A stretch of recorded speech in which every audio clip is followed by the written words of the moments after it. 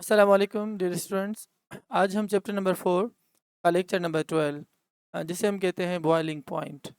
तो entry test के लिहाज से ये बॉइलिंग पॉइंट भी बहुत इंपॉर्टेंट टॉपिक है। इसी में से भी एमसीक्यूज निकल सकते हैं इस साल। ठीक है बाबा, तो शुरू करते हैं आज का lecture. What is the boiling point. Chapter number 4 liquid state of matter, और जो लेक्चर है हमारा 12। अच्छा, बॉइलिंग पॉइंट है क्या?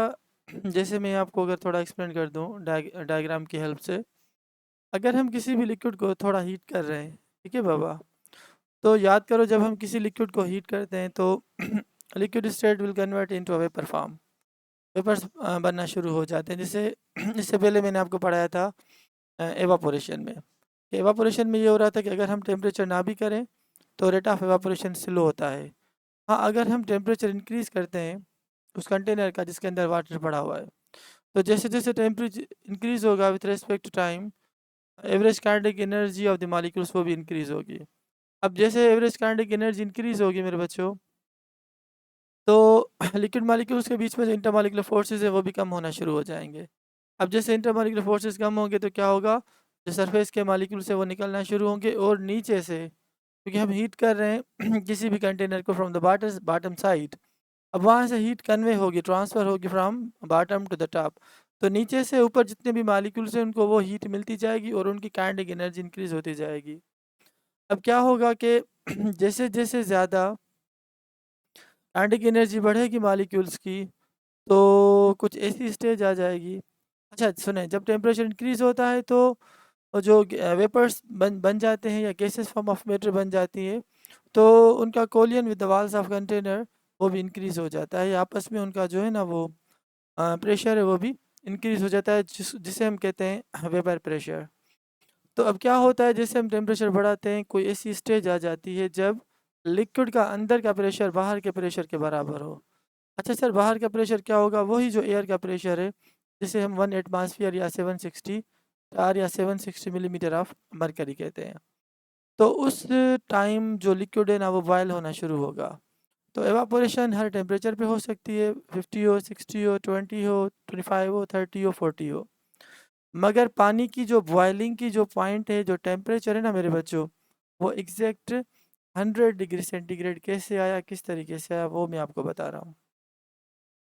जैसे हम टेम्परेचर बढ़ाते हैं तो लिक्विड का जो अंदर के मालिक्यूल्स हैं उनका वेपर प्रेशर जो है ना वो इंक्रीज़ होगा। तो याद करें कि vapour pressure is directly proportional to temperature. जैसे हम टेम्परेचर बढ़ाएंगे तो वेपर प्रेशर भी इंक्रीज़ होता जाएगा।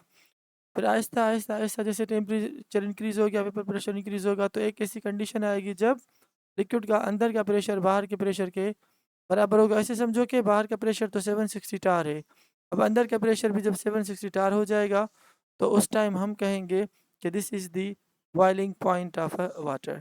तो हर लिक्विड की अपनी बॉइलिंग पॉइंट अलग होती है। अगर हम अल्कोहल की बात करें से फॉर एग्जांपल, तो अल्कोहल की भी हम जैसे हीट करेंगे तो उसका भी उसके भी मॉलिक्यूल्स का वेपर प्रेशर इंक्रीज़ होगा विद रिस्पेक्ट टू टाइम, जैसे हम टेम्परेचर बढ़ाते जाएंगे। फिर कुछ ऐसी कंडीशन आएगी कि उस अल्कोहल का अंदर का प्रेशर भी 760 टार होगा, और बाहर का तो वैसे ही टेम्परेचर 760 टार है।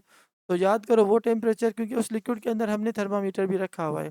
अब थर्मामीटर हमें बताएगा टेम्परेचर, और मैनोमीटर हमें बताएगा इंटरनल प्रेशर, और बाहर का प्रेशर तो हमें पता है 760 टार है। वैसे बैरोमीटर का काम यही होता है कि वो हमें एक्सटर्नल प्रेशर बताता है। तो जब इंटरनल प्रेशर 760 टार एग्जैक्टली बराबर हो गया बाहर के प्रेशर एटमॉस्फेयर प्रेशर पे, तो उसी टाइम हम देखेंगे थर्मामीटर को और नोट डाउन करेंगे कि कितना टेम्परेचर हुआ। तो अल्कोहल के लिए जो टेम्परेचर है मेरे बच्चों, जहाँ पे internal pressure will become equal to the external, वो 100 से कम है, क्योंकि वो वोलेटाइल लिक्विड है। और हमने पानी को जब देखा, वाटर को देखा, तो वाटर का इंटरनल जो प्रेशर 760 टार बाहर के बराबर हुआ किस टेम्परेचर पे, तो वहाँ पे थर्मामीटर की रीडिंग हमें मिल रही थी 100 डिग्री सेंटीग्रेड। तो इसीलिए हर लिक्विड का अपना जो है ना वो बॉइलिंग पॉइंट का टेम्परेचर अलग होता है। तो अब बॉइलिंग क्या होता है? जब लिक्विड का वेपर या गैस में चेंज होना और एक मखसूस टेम्परेचर पे, तो हम उसे कहते हैं बॉइलिंग पॉइंट। तो पॉइंट इंडिकेट है टेम्परेचर। तो देखो जैसे यहाँ पे प्रेशर जो है ना वो बाहर का प्रेशर तो ज़्यादा है 760 टार, यहाँ पे भी बाहर का प्रेशर वही 760 टार, बाहर का प्रेशर 760 टार, ये एटमॉस्फेरिक प्रेशर है। अच्छा, अगर हम टेम्परेचर इसको दे रहे हैं 25, टेम्परेचर कम है तो यहाँ का अंदर का प्रेशर, वेपर प्रेशर भी कम है। फिर हमने टेम्परेचर को बढ़ाया 25 से लेके 70 कर दिया, तो ज़्यादा वेपर्स बन गए, ज़्यादा कोलियंस हो गए, तो अंदर का प्रेशर भी बढ़ गया। फिर हमने और ज़्यादा टेम्परेचर बढ़ाया, जब 100 तक टेम्परेचर आया तो हमने देखा कि vapour pressure of the liquid is equal to the atmospheric pressure. तो इसी पॉइंट को हम क्या कहते हैं, बॉइलिंग। और इस पॉइंट पे जो टेम्परेचर हमने नोट डाउन किया, उस टेम्परेचर को हम कहते हैं boiling point of this liquid. तो पानी एग्जैक्टली 100 डिग्री सेंटीग्रेड पे बॉयल हो रहा है। क्यों? क्योंकि इसका 100 डिग्री सेंटीग्रेड पे इंटरनल या vapour pressure will become equal to the external pressure, जबकि एवापोरेशन में ऐसा कुछ नहीं होता। अच्छा, एवापोरेशन जस्ट क्या होती है, सरफेस फेनोमेना। ये भी एवापोरेशन है, समझो सरफेस फेनोमेना है। हाँ, जब नीचे बबल्स की फॉर्मेशन हो जाए, नीचे हीट ट्रांसफ़र हो जाए, काइनेटिक एनर्जी मूव हो जाए फ्रॉम बॉटम टू टॉप, और लिक्विड स्टार्ट्स टू बॉयल। और शर्त यहाँ पे ये है कि internal pressure should equal to the external pressure. इसीलिए तो हम कहते हैं कि boiling point of any liquid is directly proportional to the atmospheric pressure at a sea level, at a sea level. अच्छा, यहाँ पे जो पानी की जो बॉइलिंग पॉइंट है ना मेरे बच्चों, 100 है, ये कहाँ पर है, एट सी लेवल, ये याद कर लो। सी लेवल का मकसद क्या हुआ, जहाँ पे हम धरती पे रह रहे हैं, तो इसीलिए उस लेवल पे, ज़मीन पे जहाँ पे हम रहते हैं, तो वहाँ पे अगर हम पानी को बॉयल करेंगे तो उसका बॉइलिंग पॉइंट का वैल्यू 100 आ जाएगा, क्योंकि इस 100 डिग्री सेंटीग्रेड पे internal pressure of water will become equal to the external pressure. तो इन पॉइंट्स को मैं रीड कर रहा हूँ, मोस्टली यही बातें होंगी जो मैंने आपको बताई। तो liquid boil when their vapour pressure will become equal to the external या एटमॉस्फेरिक प्रेशर। तो याद करो, बॉइलिंग पॉइंट की एक ज़बरदस्त डेफिनेशन यही भी है, ये भी है कि the boiling point of liquid is a temperature at which internal pressure of liquid will become equal to the external pressure. अच्छा, फिर इसके बाद हम क्या करेंगे मेरे बच्चों के second point, the temperature at which saturated vapour pressure of liquid will become equal to the atmospheric pressure is known as boiling point of that liquid. अच्छा सर, यहाँ पे सैचुरेटेड वेपर प्रेशर क्या है, मतलब वो पॉइंट जहाँ पे maximum vapour pressure बन जाए किसी भी लिक्विड का, मीन्स हाईएस्ट टेम्परेचर पे जो वेपर प्रेशर किसी भी लिक्विड का होता है, उसे हम कहते हैं सैचुरेटेड वेपर प्रेशर। तो सैचुरेटेड वेपर प्रेशर क्या होता है, pressure at a maximum temperature. क्यों कि अब देखो, अगर हम पानी बॉयल हो रहा है तो पानी का अंदर का प्रेशर है 100 डिग्री सेंटीग्रेड। अब याद करें, आप कितनी भी स्ट्रॉन्ग हीटिंग करें उस पानी को, मगर उसका अंदर का जो टेम्परेचर 100 डिग्री सेंटीग्रेड है वो इंक्रीज नहीं होगा। Temperature remain constant until all the liquid state will convert into a vapour या गैसियस स्टेट। जब तक फेज चेंज ना हो, जब तक फेज चेंज नहीं होता, तो उस स्टेट ऑफ मैटर का जो टेम्परेचर है मेरे बच्चों, याद करो, वो कांस्टेंट होता है, वो चेंज नहीं होता। तो at boiling point the temperature of the container is the dash will remain same constant. तो याद करो, वो हमेशा सेम ही कांस्टेंट होगा, वो चेंज नहीं होगा, ना ही इंक्रीज होगा ना ही डिक्रीज होगा, जब तक एक सुइटेबल लिक्विड उसके अंदर मौजूद है। The temperature at which saturated vapour pressure of liquid will become equal to the atmospheric pressure is known as boiling point of that liquid. अच्छा, बॉइलिंग पॉइंट एट 760 टार या 0 degree centigrade is known as normal boiling point. अच्छा sir, normal boiling point कहाँ पे होती है mostly, ये हम सी level पे डिस्कस करते हैं इसको। अच्छा, जैसे हम ज़मीन से ऊपर जाते हैं, तो याद करो एक बात ये है कि जैसे हम ज़मीन से ऊपर जाते हैं तो बाहर का एटमॉस्फेरिक प्रेशर जो है ना मेरे बच्चों, वो कम हो जाता है। तो as we go from sea level to the mountain areas या हाइट्स पे जा रहे हैं, तो बाहर का प्रेशर कम हो जाता है। तो याद करो कि boiling point is directly proportional to the external pressure. Internal pressure of the liquid पे बॉइलिंग पॉइंट डिपेंड नहीं करती, बॉइलिंग पॉइंट डिपेंड करती है एक्सटर्नल प्रेशर पे। तो अगर हम माउंट एवरेस्ट की बात करें, तो वहाँ पे उसका जो प्रेशर है वो कम है as compare to sea level.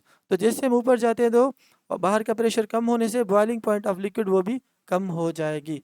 अगर पानी सी लेवल पे, धरती पे 100 सेल्सियस पे बॉयल हो रहा है, तो वही पानी माउंट एवरेस्ट पे अगर हम लेके जाएँ और हम उसे हीट करें, तो 100 पे बॉयल नहीं होगा, वो 100 से कम टेम्परेचर पर बॉयल होगा। क्योंकि हाइट्स पे जाने से जो है ना वो बॉइलिंग पॉइंट रिड्यूस हो जाती है। क्यों? कि वो एक्सटर्नल प्रेशर पे डिपेंड करती है। तो at high altitudes the boiling point decreases due to low atmospheric pressure. As soon as vessel water is boiling at 760 tar, its temperature will remain at 100 Celsius until the phase change is complete। जैसे मैंने आपको वही बात बताई, अगर हम liquid को heat कर रहे हैं, वो बॉयल हो रहा है, तो कंटेनर का टेम्परेचर 100 ही रहेगा, भले आप कितनी भी स्ट्रॉन्ग हीटिंग उसे क्यों ना करो।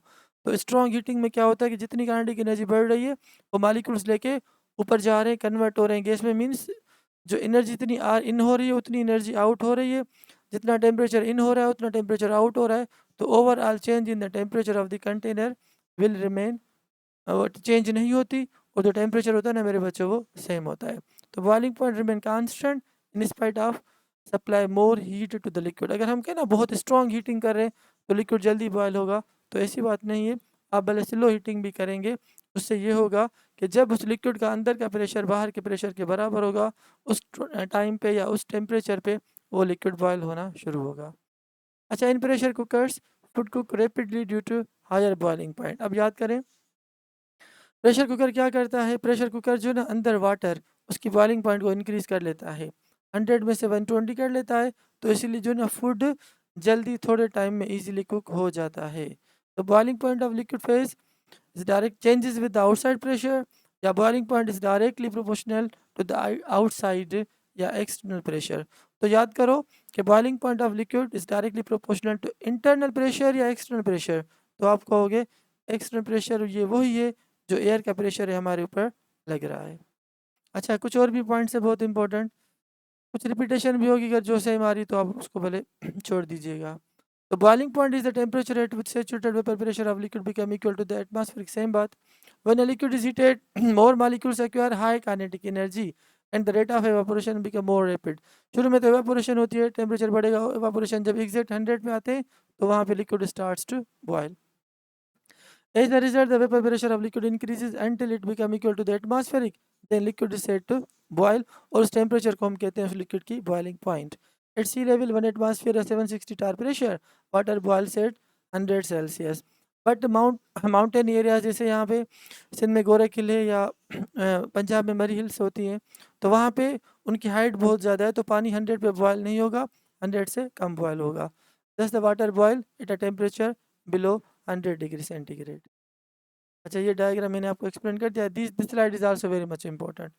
स्लाइड को मैं एन बी स्लाइड करके लिख रहा हूँ, तो यहाँ से हो सकता है कि एन टेस्ट में कोई MCQ आ जाए। तो बॉइलिंग पॉइंट को हम यहाँ पे विद द हाइट स्टडी कर रहे हैं। तो boiling points are affected by the external pressure, आपको पता हो गया। At higher altitudes the atmosphere pressure is low, ये भी आपको पता है। The boiling point of water is 100 at sea level, where the atmosphere pressure is 1 atmosphere या 760 tar on the Mount Everest. जैसे मैंने आपको कहा ना, जैसे हम हाइट्स पे जाएंगे तो बाहर का प्रेशर कम होगा, तो पानी की बॉइलिंग पॉइंट 100 से कम होगी। तो माउंट एवरेस्ट पे जो बाहर का प्रेशर है मेरे बच्चों, वो कितना है, 255 मिलीमीटर ऑफ मरकरी, ऐसे हम टार भी कहते हैं। अब देखो यहाँ पे पानी की जो बॉइलिंग पॉइंट है ना, वो 100 से कम हो गई, क्योंकि पानी वही सेम है। मगर अब यहाँ पे माउंट एवरेस्ट पे प्रेशर कम होने से क्या हुआ मेरे बच्चों, कि internal pressure will become equal to the external at a temperature 70। तो 70 is the boiling point of water at Mount Everest. The pressure cooker do not allow the vapors to, अब देखो ना प्रेशर कुकर क्या होता है, बिल्कुल close system होता है, बंद होता है, वेपर्स को बाहर जाने नहीं देता। तो कंटिन्यूस हीट करने से लिक्विड की बॉइलिंग, वाटर की जो बॉइलिंग पॉइंट वो इंक्रीज हो जाती है 120। तो इसीलिए वो इजीली थोड़े टाइम में फूड को कुक कर लेता है। तो this is the logic behind the fast cooking of food in the pressure cookers. Pressure cookers do not allow the vapors to escape, and the inside vapor pressure increases continuously. So water in pressure cooker now boil at about 120 temperature, above 100, and food cook more quickly. तो ये भी points आप note कर लो। अच्छा, ये भी बहुत ज़बरदस्त पॉइंट्स हैं। अच्छा अब देखें यहाँ पे कुछ ऐसे भी लिक्विड्स होते हैं जिनकी बॉइलिंग पॉइंट कम होती है, किनकी ज़्यादा होती है, जैसे वोलेटाइल, नॉन वोलेटाइल, उनके बारे में कुछ मैं आपको बता रहा हूँ। ये तो हाई अल्टीट्यूड्स वाला हो गया, गोरेकिल वाला हो गया। Now in pressure cooker, which does not allow the steam to escape, so the pressure cooker help to build greater pressure over the water surface inside the pot, and thus boiling point of water rises that lead to the decrease in the cooking time. बिल्कुल जल्दी हो जाएगा। अच्छा, ये वाली points important है, आप इनको नोट डाउन करो।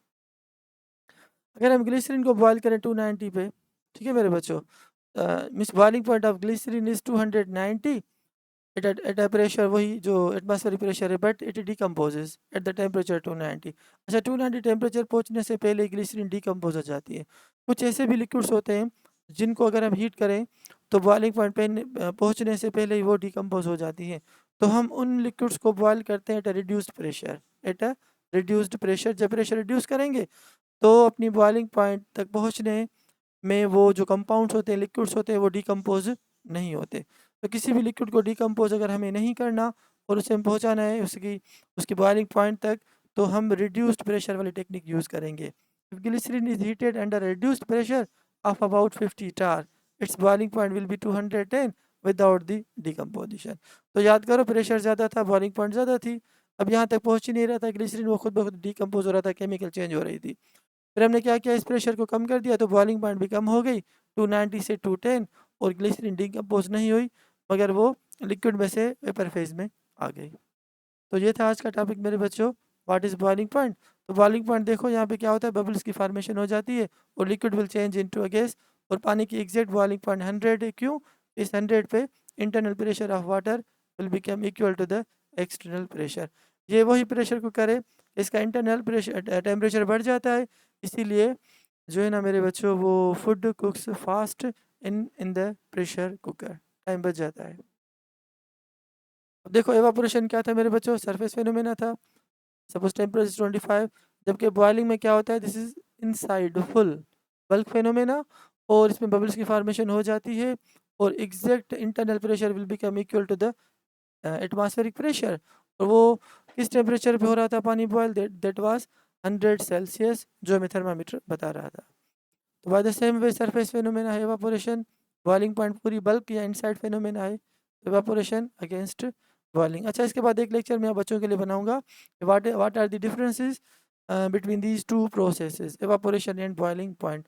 तो कुछ बच्चों का ये भी है आइडिया कि सर एवापोरेशन में भी तो लिक्विड गैस में चेंज हो रहा है, बॉइलिंग में भी लिक्विड गैस में चेंज हो रहा है, तो इनमें कुछ डिफरेंसेस है, तो वो आप हमें बताएं। तो इसके बाद जो कमिंग लेक्चर होगा इंशाल्लाह, वो होगा difference between evaporation and boiling point या बॉइलिंग प्रोसेस। अच्छा, यहाँ पे एक बात ये भी है, देखो कुछ लिक्विड्स मैंने यहाँ पे लिखे हुए हैं, ये तो 760 टार है, जो प्रेशर एटमॉस्फेरिक प्रेशर है 760 टार। अच्छा, यहाँ तक लिक्विड का अपना वेपर प्रेशर पहुँचने में कितना टेम्परेचर लगता है, तो देखो 30 पॉइंट समथिंग, मतलब समझो कि 35 या 36 से बॉइलिंग पॉइंट किसकी, ईथर की, यहाँ पे टच हो गया। तो ईथर की का इंटरनल प्रेशर 760 टार कितने टेम्परेचर पे हुआ, समझो 35 पे, या अगर हम कहें 36 रैंडमली। इसी तरीके से देखो दूसरा लिक्विड है हमारे पास, इथाइल अल्कोहल। इथाइल अल्कोहल का इंटरनल प्रेशर 760 टार कितने टेम्परेचर पे आ रहा है, सपोज 78 पे। 78 क्या हुआ, बॉइलिंग पॉइंट ऑफ अल्कोहल, 36 क्या हुआ, बॉइलिंग पॉइंट ऑफ ईथर। इसी तरीके से 760 टार इंटरनल प्रेशर पानी का आया कितने टेम्परेचर पे, एग्जैक्ट 100 डिग्री सेंटीग्रेड। तो याद करो मेरे बच्चे, हर लिक्विड का इंटरनल प्रेशर हमेशा 760 टार होना चाहिए, बाहर का क्योंकि वही टेम्परेचर 760 टार है। तो याद करो, जब किसी भी लिक्विड का अंदर का प्रेशर बाहर के प्रेशर के बराबर होगा, उस टेम्परेचर को हम कहते हैं boiling point of that liquid. तो ether is more volatile as compare to alcohol, इसीलिए इसकी बॉइलिंग पॉइंट कम है, जबकि alcohol is more volatile as compare to water, तो इसीलिए इसकी बॉइलिंग पॉइंट कम है। तो याद करो, वो लिक्विड्स जो जितने ज़्यादा वोलेटाइल होंगे उनकी बॉइलिंग पॉइंट का वैल्यू उतना ही कम होगा। ये भी स्लाइड बहुत इंपॉर्टेंट है कि at the same temperature different liquids have different vapour pressure, जिसे हम वोलेटिली कहते हैं। Liquids have higher vapour pressure are normally more volatile liquids, liquids have higher vapour pressure having low normal boiling point. तो जिसके vapour ज़्यादा बनेंगे उनका vapour pressure ज़्यादा होगा, तो वही वोलेटाइल लिक्विड होता है। अच्छा, कुछ और पॉइंट्स मैं देख रहा हूँ, अगर हैं तो मैं आप बच्चों के साथ अच्छा, ये डिफरेंसेस हैं, ये इंशाल्लाह मैं आपको कमिंग लेक्चर में एक्सप्लेन करूँगा कि what are the major differences between these two processes, evaporation and boiling point. Thank you बाबा, अल्लाह हाफिज़।